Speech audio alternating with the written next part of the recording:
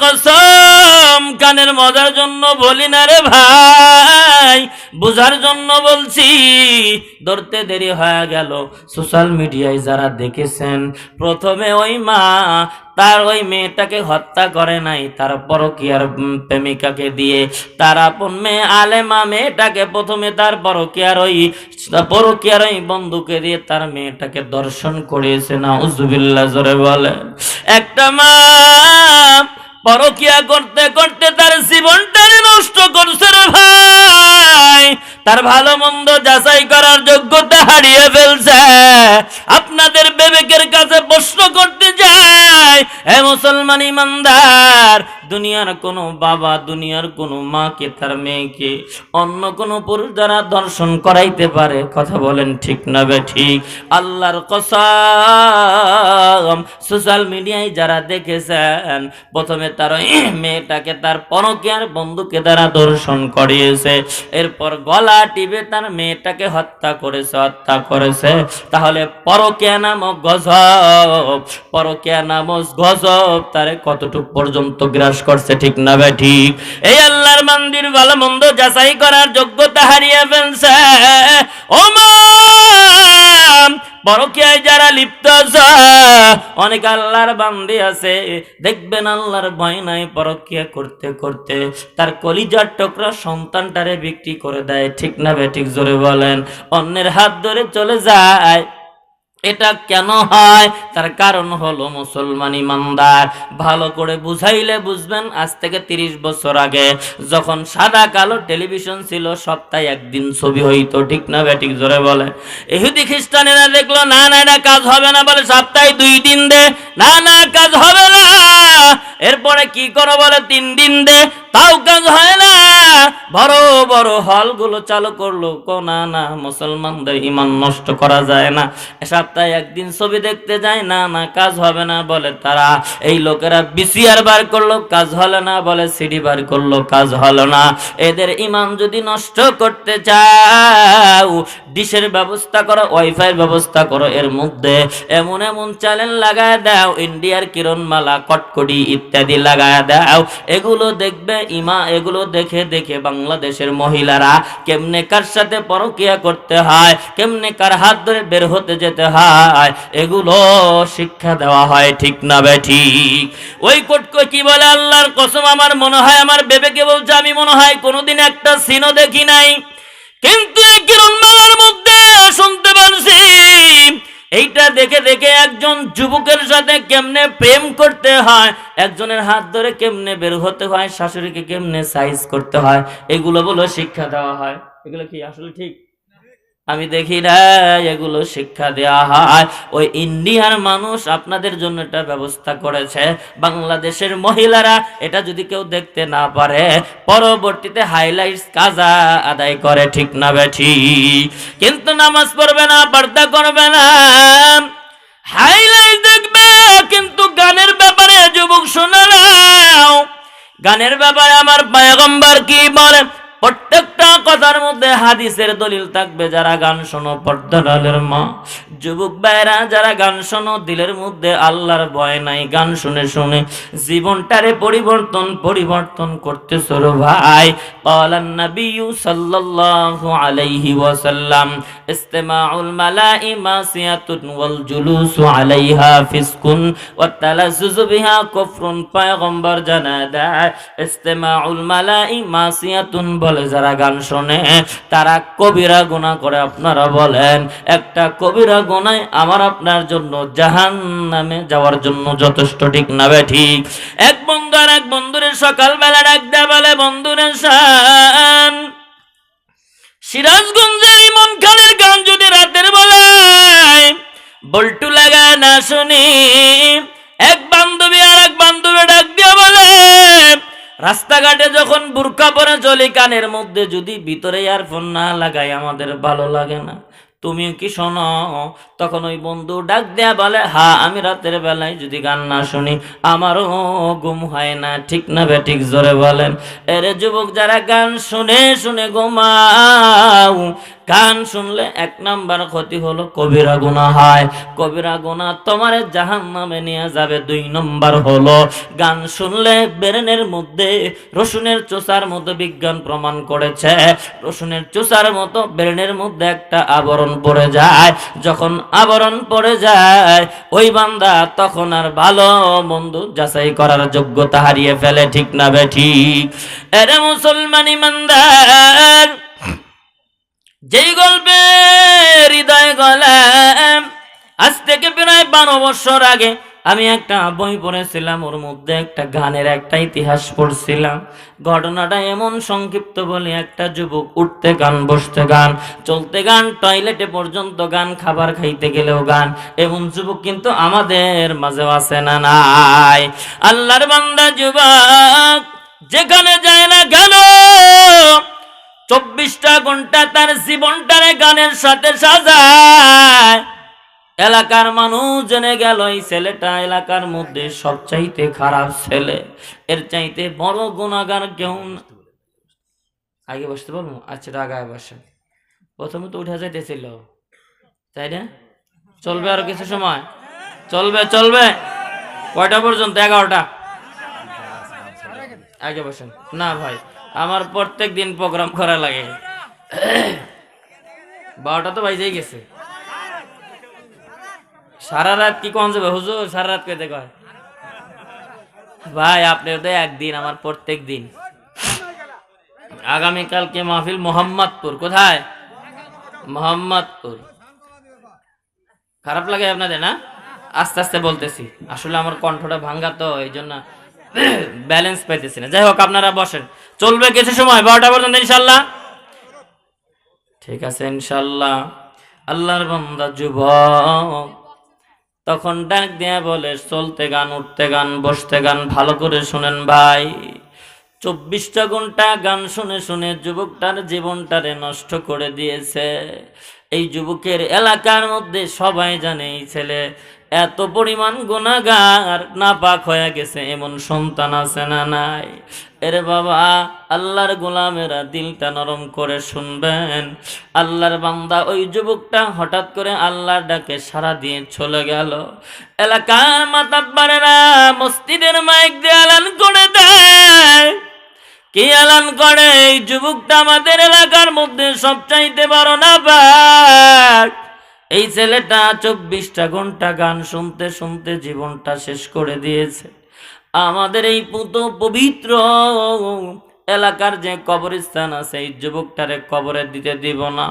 কথা তো বাস্তব, ঠিক না বে ঠিক? জোরে বলেন। আল্লাহর বান্দা মাতাব্বার টাইপের সবাই যখন এই এলান করে দিল, কিন্তু কি করব? তখন এলাকার মাতাব্বার বলে দিল, মন চাই তোমার বাড়িতে দাফন করো, না হয় বঙ্গোপসাগরে বাসায় দাও, না হয় যমুনা নদীতে বাসায় দাও। আপনাদের বিবেকের কাছে প্রশ্ন করতে চাই বাবা যুবক ভাই, একজন বাবা কি তার কলিজার টুকরা সন্তানকে বাসিয়ে দিতে পারে? অন্ধ হলেও তো আমার সন্তান, ডাকাত হলেও তার বাবার সন্তান। বাবা তখন চোখের পানি ছেড়ে দিয়ে কান্দা ডাক দেয়া বলে, এলাকার মানুষ, আমার সন্তান তোমাদের কাছে খারাপ, কিন্তু আমি এই মনে করে আমার সন্তানকে তো পানিতে বাসা দিতে পারি না, আমার সন্তানকে তো আমি শগুনের গালে খাবার বানায় দিতে পারি না। তখন বাবা তার সন্তানের প্রতি দরদ নিয়ে সন্তানটাকে বাড়ির উঠানের মধ্যে দাফন করছে, তার বাড়ির উঠানের মধ্যে দাফন করে দেয়। এ আল্লাহর গোলাম, আল্লাহর বান্দাকে যখন কোন রকম সাদা কাপড় পরায়া আল্লাহর বান্দা যুবক, এই যুবকটারে তখন বাড়ির উঠানের মধ্যে দাফন করে দেয়। পাশেই ছিল একটা গোয়ালঘর। গোয়ালঘর আপনারা চিনেন, যেখানে গরু বান্ধা হয়, ঠিক না বেঠিক? জোরে বলেন। আল্লাহর বান্দা যখন সন্তানকে দাফন কাফন করার পর, কলিজার টুকরা সন্তানকে রাখার পর সন্ধ্যা গুনে আসে, পশ্চিম আকাশে সূর্যটা যখন হাঁসের সেদ্ধ ডিমের মতো হয়েছে, আল্লাহর বান্দা তার বাড়ির গরুগুলো ঘরের মধ্যে রাখার জন্য আল্লাহর বান্দা যখন আস্তে আস্তে তার গরুগুলোকে গোহাল ঘরের মধ্যে নিতে দেরি হয়ে গেল, গরুগুলো কেমন জানি লাফালাফি করে। কষ্ট করে বুঝায়, গরুর মালিক বুঝায়, এ গরু এতদিন তো লাফালাফি করস নাই, আজকে কেন তুই লাফালাফি করতেছস, থাকতে চাই না। গরু চোখের পানি ছেড়ে দিয়ে দিয়ে কান্দে, চোখ দিয়ে পানি পড়ে। আমাদের এলাকায় অনেক সময় দেখবেন গরুগুলো জার জার করে কান্দে না, নাই পানি পড়ে নাও না, না এটা খোদার কারণে কান্দে না, ওর একটা কষ্ট আছে। কবরের মধ্যে যাদের কবরের মধ্যে আযাব হয়, কবরের মধ্যে চিৎকার করে করে যখন মানুষ কান্নাকাটি করে, মামা করে কান্না করে, বাবা বাবা করে কান্না করে, দুনিয়ার কোনো মানুষ জানার ক্ষমতা নাই, এই ক্ষমতা আল্লাহ দেয় নাই, কিন্তু চতুষ্পদ জন্তুকে আমার আল্লাহ এই ক্ষমতা দিয়েছেন। আল্লাহর বান্দা গরুটা যখন গোয়াল ঘরের মধ্যে ঢুকা দেয়, গরু দড়ি ছিঁড়ে ঘর থেকে বের হতে যায়, আল্লাহর বান্দা গরুর শরীরের মধ্যে হাত বুলায় দেয়, গরুরে কেন থাকতে চায় না, চোখ দিয়ে পানিগুলো বের হইতেছে।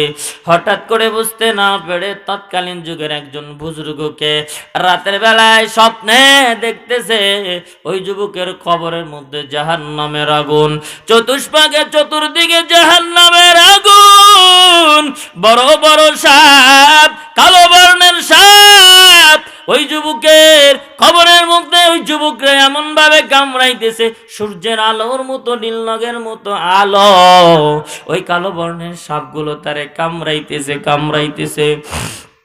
বিষাক্ত বিচ্ছুগুলো যুবকটারে কামড়ায়, যুবক সহ্য করতে না পেরে, জাহান্নামের আগুন সহ্য করতে না পেরে, চতুর্দিকে জাহান্নামের আগুন, ওই যুবক ভাও মাও করে, মা মা করে কাঁদতেছে, বাবা বাবা করে কাঁদতেছে। বাবা, দুনিয়ায় তোমার কারণে কেউ আমারে ধমক দিতে পারে, ও মা তুমি না খেয়ে আমারে খাওয়াইছ,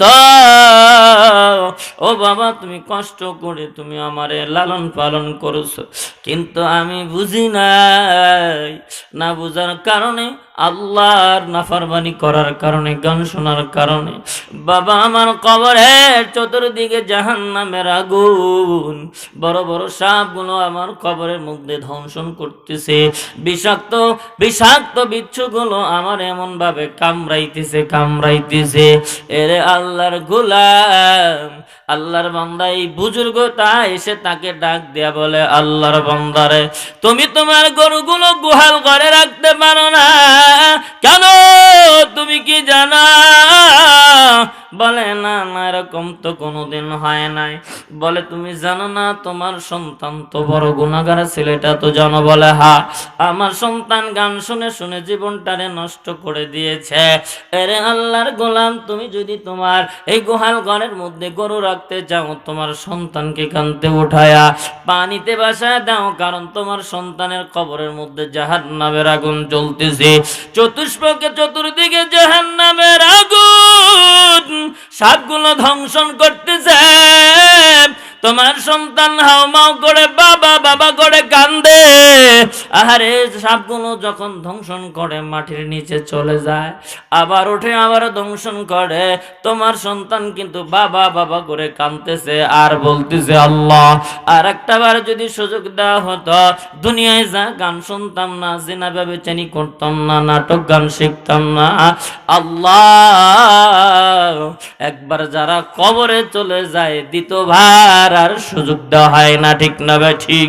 দুনিয়াতে মিম্বারে দাঁড়াইলে একবার, না পারলে পরের বার পারা যায়, চার মেরে দাঁড়াইলে একবার পাস না করলেও পরের বার পাস করা যায়। ছাত্র একবার দুইবার তিনবার পরীক্ষা দিয়ে এসএসসি পাস করে, কিন্তু মাওলার কবরে যারা ধরা পড়বে এই ঠগা আর জীবনেও কোনোদিন উঠবে না, ঠিক না বেঠিক? জোরে বলে। আল্লাহর বান্দা ডাক দেয়া বলে তোমার সন্তানটারে ওটায় বাসায় দাও। কি করবে? যতদিন পর্যন্ত বাসায় দেবা না তোমার বাড়িতে এগুলো থাকবে না, গরু থাকবে না।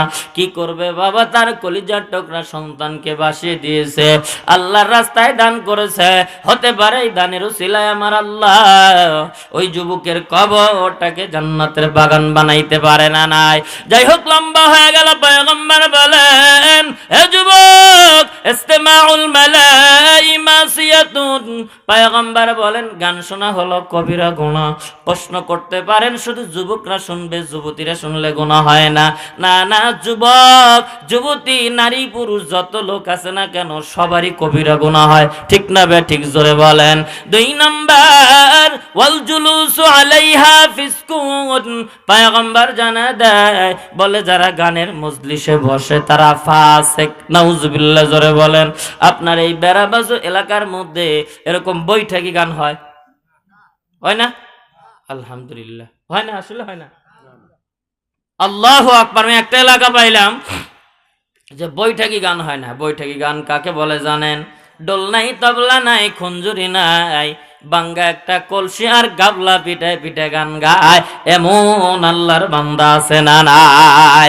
এদেরকে যদি জিজ্ঞাসা করা হয়, ও চাচা, দাড়ি পেকে গেল, মাথার চুল পেকে গেল, এক পা কবরে চলে গেছে, তুমি কেন ঢোল নাই, তবলা নাই, খঞ্জুরি নাই, কলসি পিটায় পিটায় গাবলা পিটায় পিটায় গান শোনো, কারণ কি?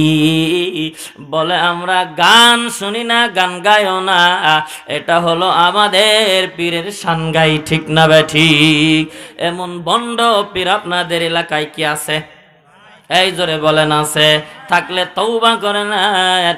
একটা এলাকায় পাইলাম এরকম নাই, কিন্তু বহু এলাকায় আছে ডোল নাই, তবলা নাই, খঞ্জুরি বাজায় বাজায়া, ডোল পিটায় পিটায়া কাটা ব্লেডের মতো এরকম কলসি পিটায় পিটায় গান গায়। কিন্তু পয়গম্বর বলেন, ওয়াল জুলুসু আলাইহা ফিসকুন। বলে যারা গানের মজলিসে বসে তারা ফাসিক। এবার পর্দার আলের মা মাগরিবের নামাজ পড়ে আপনি যারা টেলিভিশন বের করে বসে থাকেন, আপনারা যারা 8টার অপেক্ষায় বসে থাকেন, কখন এই কিরণমালা চলবে, কখন এই নাচ নাচি চলবে, আমরা দেখব। পরবর্তীতে যারা গানের কাজ আদায় করেন, এবার শোনেন, আপনারা কিন্তু 100% ফাসিক হয়ে গেলেন, ঠিক না বে ঠিক? 3 নাম্বার হলো, এ যুবক যারা আল্লাহকে ভয় করবে, পয়গম্বর বলেন, ওয়াতালাজ্জুজু বিহা কুফরুন। কথাগুলো যুবক ভালো করে শোনো। ওয়াতালাজ্জুজু বিহা কুফরুন। পয়গম্বর বলেন, যারা গান শুনে শুনে দিলের মধ্যে মজা নেয় তারা কুফরি করে। নাউজুবিল্লাহ। জোরে বলেন। দেখবেন অনেক আল্লাহর, আমি দেখেছি অনেক আল্লাহর বান্দা মোবাইলের মধ্যে কি গান শোনে, কানের মধ্যে বলটো লাগায়, চোখ দিয়ে পানি বের করে, আছে না নাই? আগে দেখতাম টেপের মধ্যে গান শুনতো আর কি পাগলের মতো করতো, দইরেই রাখা যায় না, এমন নিমুখারাম কপাল পুরা বাংলাদেশে আছে না নাই? কিন্তু যারা গান শুনে শুনে তালাজ্জুজ নাও, মজা নাও, ও তালাজ্জুজু বিহা কুফরুন। গান শুনে যারা মজা নেয় তারা কুফরি করে। 1 নাম্বার হলো দলিল শুনে নাও, যারা গান শুনে কবিরা গুনাহ করে, কবিরা গুনাহ জাহান্নামে নিয়ে যাবে। 2 নাম্বার ক্ষতি হলো ব্রেনের মধ্যে আবরণ পড়ে যাবে, ভালো মন্দ যাচাই করার যোগ্যতা হারিয়ে ফেলবে। 2 নাম্বার হলো যারা গানের মজলিসে বসে, বৈঠকি গান হোক, যেই চাস্টলের মধ্যে টেলিভিশন চলে সেটা হোক, যেখানে হোক না কেন, গানের মজলিসে যারা বসার অভ্যাস আছে তারা ফাসিক। 3 নাম্বার, গান শুনে যারা তালাজ্জুজ নেয়, মজা নেয়, তারা কুফরি করে। এই 3টা গুনাহ যাদের আছে তারা কিন্তু পরকালীন জিন্দেগিতে হিসাব নিকাশ যখন হবে তারা কিন্তু 100% ধরা পড়বে না নাই? এরে আল্লাহর গোলাম, আল্লাহকে ভয় কর। যেই কথা বলতেছিলাম, আল্লাহর পয়গম্বর বলেন, ইত্তাকিল্লাহ হাইথুমা কুনতা। মনে আছে? যারা গান শোনো তাদের দিলের মধ্যে ভয় নাই, যারা কক্সবাজার নারী পুরুষ একসাথে ঘুরতে যাও তাদের দিলের মধ্যে ভয় নাই। এরে আল্লাহর গোলাম, মসজিদ থেকে যারা মুয়াজ্জিন ডাকতে থাকে, মুয়াজ্জিন ডাকতে থাকে, আল্লাহর গোলামেরা মসজিদ থেকে মুয়াজ্জিন ডাকতে থাকে, এক আল্লাহর বান্দা মাটিতে কাজ করে, মাঠে ঘাটে কাজ করে, আল্লাহর বান্দা আল্লাহর ঘরে যাইতে পারে না। কিন্তু বুঝতে হবে ওই বান্দার দিলের মধ্যে আল্লাহর ভয় নাই, ঠিক না বে ঠিক? জোরে কন। যেই বান্দা বান্দি আল্লাহকে ভয় করে, ওই আল্লাহর বান্দা বান্দি আল্লাহর গোলামি ছাড়তে পারে না। যেই বান্দা আল্লাহকে ভয় করে কোন কোন শীতের মধ্যে ঠান্ডা পানি দ্বারা ওযু করে আল্লাহর কুদরতি পায়ে সিজদা দেয় না নাই? এরে আল্লাহর গোলাম, আল্লাহকে ভয় করো, আল্লাহকে ভয় করো। আল্লাহ পাক জানা দেয় যারা আমি আল্লাহকে ভয় করে, সংক্ষিপ্ত গুছে নিয়ে আসছি আলোচনা, মূল কথাটা শুনে নাও। যারা আল্লাহকে ভয় করে আল্লাহ ওই বান্দার জন্য নিষ্কৃতির পথ বের করে দেয়। প্রশ্ন করতে পারেন নিষ্কৃতির পথ কারে বলা হয়? আপনারা কি জানেন? নিষ্কৃতির পথ বলা হয় আল্লাহ কুদরতি ভাবে আমাকে আপনাকে ভয় করনে ওয়ালাকে গুনাহ রাস্তা থেকে আল্লাহ হেফাজত করেন। যুবক তুমি পরিপূর্ণভাবে আল্লাহরে ভয় করো, যুবতী বোন আল্লাহরে ভয় করো। গুনাহ করতে মন চাইলেও আল্লাহ তোমারে কুদরতি ভাবে হেফাজত করবে। তার উদাহরণ শুনে নাও। পয়গম্বর ইউসুফ আলাইহিস সালাতু ওয়াস সালামের নাম শুনছেন? এই জোরে বলেন শুনছেন? শানিদা কাইবু আদমানাম দেতি দাত তোরা দি দাঁত কে ইউসুফরা শানিদাত। আসমানের মালিক আল্লাহ ইউসুফ আলাইহিস সালাতু ওয়াস সালামকে এত সৌন্দর্য দান করেছিলেন। এই সৌন্দর্যের প্রেমে পড়েছিল জুলাইখা। বলেন কে পড়েছিল? জুলাইখা ইউসুফ পয়গম্বরের প্রেমে পড়েছেন। এ যুবক, এ যুবক, তুই আমার প্রতি খারাপ নজর দিস না যে হুজুর ওয়াজের মঞ্চে প্রেমের কথা কয়।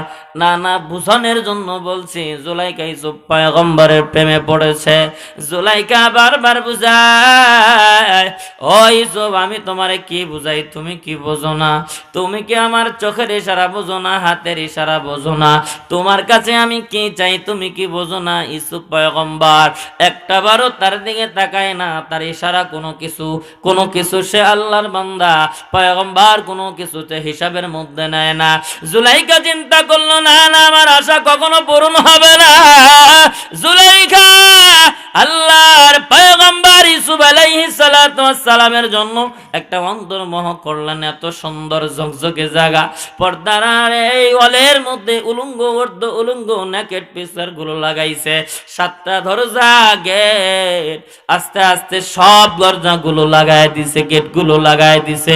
অন্দর মহলে যাওয়ার পর ইউসুফ পয়গম্বরকে ডাক দেয়, বলে রে ইউসুফ তোমারও কি এখনো বোঝা বাকি আছে? তুমি কি বোঝো না তোমারে আমি এখানে কি জন্য নিয়ে এসেছি? আরে ইউসুফ একটা বার তুমি আমার সৌন্দর্যের দিকে তাকাও।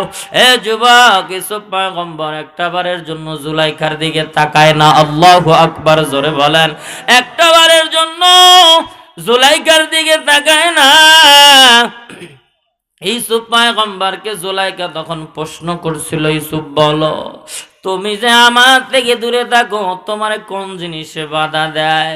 ইউসুফ পয়গম্বর হাত ইশারা করে বলছিল, জুলাইখা 2টা জিনিস আমারে বাধা দেয়। জুলাইখা ডাক দেয়া বলে, ইউসুফ রে বলো, ইউসুফ রে বলো 2টা জিনিস কি? 1 নাম্বার হলো, এ জুলাইখা আমি আমার আল্লাহকে ভয় করি। আল্লাহু আকবার, আমি আমার আল্লাহকে ভয় করি।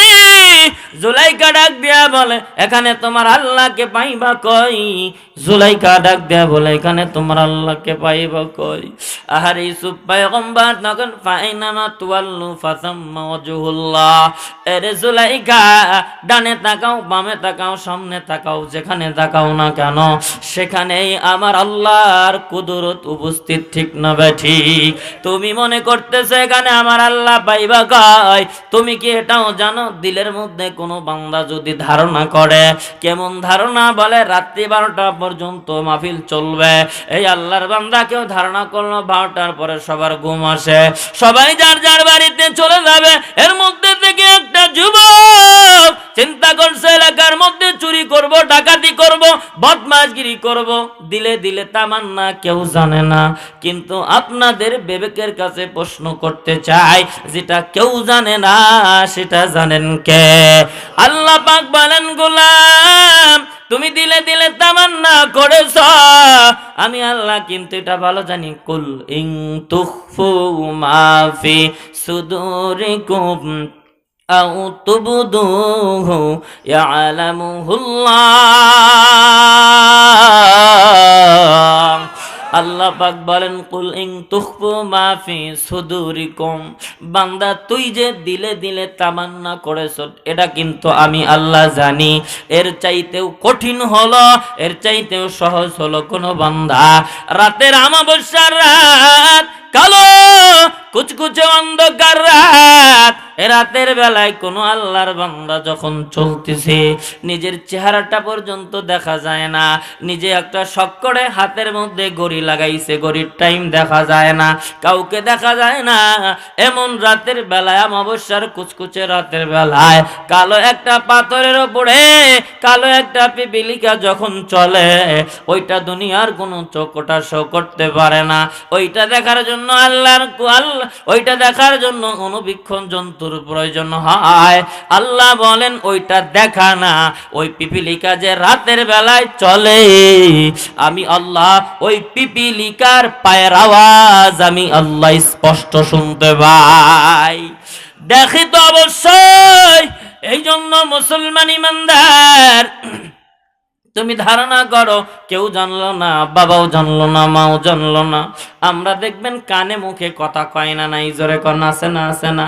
কানে মুখে কথা কয়, কানে কানে কোনদিন কথা বলতে পারে না, কানে মুখে কথা কয়। আল্লাহ বলেন ওটাও আমি আল্লাহ রেকর্ড করে রাখি, সুবহানাল্লাহ জোরে কন। কারণ আমার আপনার সাথে তিনটা ফেরেশতা আছে। এক নাম্বার হলো একজন ভালো কিছু লেখে, একজন খারাপ কিছু লেখে, বদ আমল নেক আমল দুইজন লেখে, আর একজন ফেরেশতা হলো আমি আপনি যা কিছু বলি সব কিছু কুদরতি ক্যামেরার মধ্যে রেকর্ড করে রাখে। মা ইয়ালফিযু মিন কাউলিন ইল্লা লাদাইহি রাকীবুন আতীদ। আল্লাহ বলে মা ইয়ালফিজ, বান্দা তুমি একটা শব্দ বের করছো, মানুষ শুনবে দেখে কানে মুখে কথা বলো, এটা তুমি মনে করো কেউ জানে না, ওটাও কিন্তু আমি আল্লাহ ফেরেশতাদের মাধ্যমে রেকর্ড করে রাখি। জুলাইখা ডাক দেয়া বলে ইউসুফ রে, এই জায়গার মধ্যে তুমি তোমার আল্লাহরে তুমি কই পাইবা? এখানে তো কেউ নাই। ডাক দেয়া বলে ফাইনামা তুওয়াল্লু ফাসাম্মা ওয়াজহুল্লাহ। এরে জুলাইখা, সামনে তাকাও, পিছনে তাকাও, ডানে তাকাও, যেদিকে তাকাও না কেন সেখানে আমার আল্লাহর কুদরত উপস্থিত, ঠিক না বে ঠিক?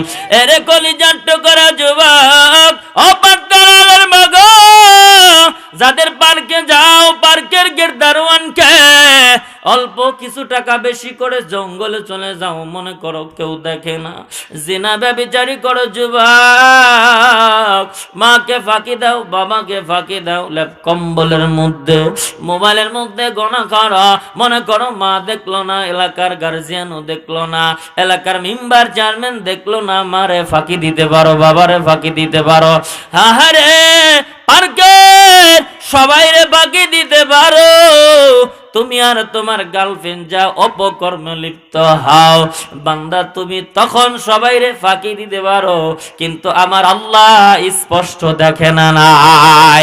এই জন্য জুলাইখা ডাক দেয়া বলে এই চুপ, ভালো ভালো ভালো, এখানে তোমার রব কই? তখন ডাক দেয়া বলে চতুর্দিকে আমার আল্লাহর কুদরত উপস্থিত। আরে আল্লাহর বান্দে, আমার দ্বারা এই কাজ হবে না। তখন জুলাইখা দ্বিতীয়বার ডাক দেয়া বলে বলো দ্বিতীয় নাম্বার শর্ত কি? বলে দ্বিতীয় নাম্বার কারণ হলো তুমি তো আজিজে মিশরের বৈধভাবে বিবাহিত করা একজন স্ত্রী, তোমারে ভোগ করার দায়িত্ব শুধু আজিজে মিশরের। আমি তার আমানতের খেয়ানত করতে পারবো না, কারণ আমানতের খেয়ানত যারা করে তারা হলো মুনাফিক, ঠিক না বে ঠিক? আমি এই বাড়িতে আমারে বিক্রি করছিল, তোমরা আমারে ক্রয় করেছ, আমি আজিজে মিশরের আমানতের খেয়ানত করতে চাই না। এইটা বলে আল্লাহর বান্দা সামনের দিকে চক্ষুটা বন্ধ করে অগ্রসর হয়ে গেল। আসমানের মালিক আল্লাহ, আরে 7টা গেটকে দরজার মধ্যে বড় বড় শিকল লাগানো, বড় বড় তালা লাগানো। আসমানের মালিক আল্লাহ ইউসুফ পয়গম্বরের দিলের মধ্যে আল্লাহর ভয় থাকার কারণে আসমানের মালিক আল্লাহ গুনার রাস্তা থেকে এমন ভাবে হেফাজত করেছেন, প্রত্যেকটা দরজা টাস টাস টাস টাস করে খুলছেন কে? এই জোরে বলেন কে? এই জন্য ভয় করতে হবে কাকে? জোরে কন, জোরে কন। বান্দা দিলের মধ্যে আল্লাহর ভয় করলে আল্লাহ আপনাকে গুনার রাস্তা থেকে হেফাজত করবে। আর একটা কথা বলে আমি আলোচনা শেষ করতে চাই। খলিফাতুল মুসলিমিন হযরত ওমর এর জামানায় যখন খলিফাতুল মুসলিমিন তার ক্ষমতায় বসা, রাষ্ট্রপ্রধান হয়ে গেছে, খলিফাতুল মুসলিমিন হয়ে গেছে, ওই জামানার একজন বৃদ্ধা লোকের তার একটা যুবক সন্তান আছে, না আছে কন্যা সন্তান, না আছে স্ত্রী, আর কেউ নাই, একটা মাত্র সন্তান বেঁচে আছে। আল্লাহর বান্দা এই যুবক তার বাবাকে তার নিজের বাড়িতে রেখে খলিফাতুল মুসলিমিন হযরত ওমরের দরবারে 24টা ঘন্টা তাকে আল্লাহু আকবার